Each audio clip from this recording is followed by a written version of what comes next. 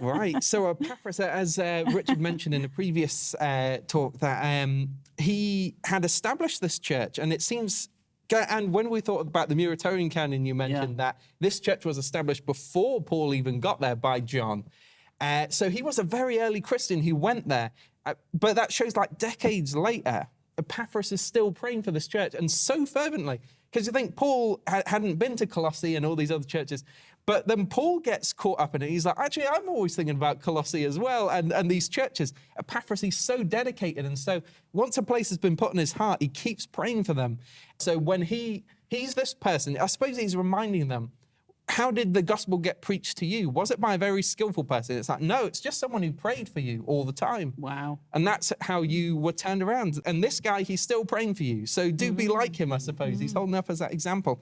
And Nympha, early church tradition mentioned she was originally from Myra. And it's a similar story where Paul he'd stopped off at Myra when that Julius that is taken into Rome.